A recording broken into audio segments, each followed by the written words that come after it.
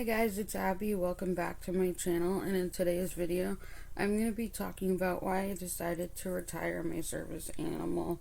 And the main reason I am deciding to retire my service animals because she's 7 years old, and roughly service dogs can go up to 10 years, but in my case I've decided to retire her at 7 years old because of COVID-19, and that's the main reason. I don't take her out, I don't do public access, so it's like I don't really need a service dog that much. Like, she'll still alert to me as a medical alert at home, but I don't need her to go into public with me as much anymore. I've found really good coping skills to help me with anxiety in public. Like, yeah, one of her main tasks is to guide, but she is getting older, and as she is 7 years old now, I've just thought it's easier to retire her now and have her be emotional support, because I don't take her to work with me. I don't take her like any place you could take your service dog with you, because they're medical equipment. They're not pets, but like at home she's more of a pet than if she's a pet at like she's I've just decided to take her public access away. The main reason I took her public access away in the first place was when COVID hit. She finished her training, and she she did great in public, no ands, ifs, or buts. She did really good in public with training and healing and doing like how a service animal should act. And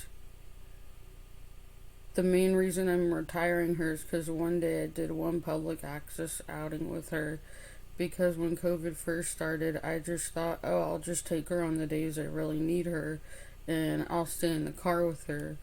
Because if I'm having a bad medical day, I don't want to go in, but I still want to get out of the house. She can still task for me in the car. It makes it easier for me to enjoy going out more. And she's the main reason that I've been able to have independence and staying home. And she still does medical alert tasks, like alerting to me and other stuff that I've described on this channel. But also, she's was also a psychiatric alert service dog as well for PTSD. And in the United States, service dogs can be owner trained. That's what I did. I owner trained my service animal, and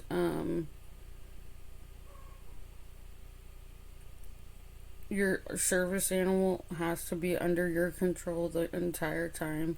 It can't bark, pull, or lunge. If it does, you have to correct the dog. Like, when I was training her, she wouldn't get a treat if she didn't do, like, if she did that or something. I would just say leave it, and she got used to the leave it command and all that stuff. Her training was very long. Even if you owner train a service animal, it's gonna take a long time to get to where she is. And I'm lucky she's got to where she is, because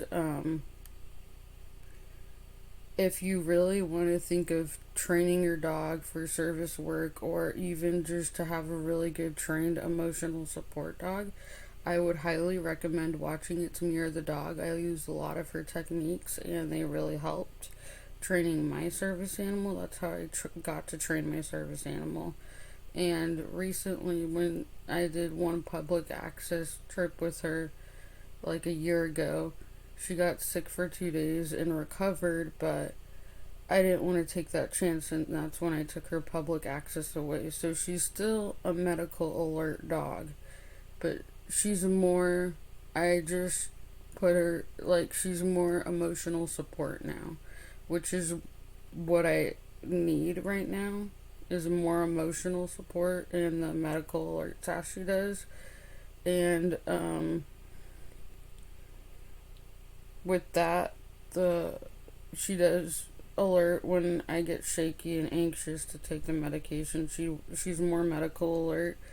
And since I took her public access away, I just thought there's no point for her really to, that I really desperately need her. But I do need her, but I need her more at home. So I just decided to, since she is getting older, that it would make more sense to retire her earlier. And she did work for a long time. She did. She worked for 4 to 5 years, and she's 7 now. So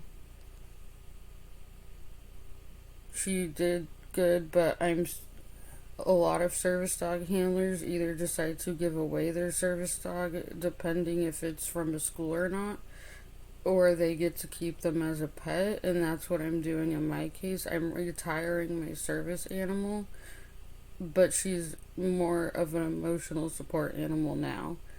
So, and before you guys comment, yes, I know the ESA laws now that she is a more of emotional support animal. And I do have a doctor's note. She was actually more like, she was my service animal for a very long time, but also realize retirement comes. Like when you work at a job for super long and you're getting to the point where you can't really work as much, it's like that for her. So she can still travel with me because she's emotional support and other stuff. And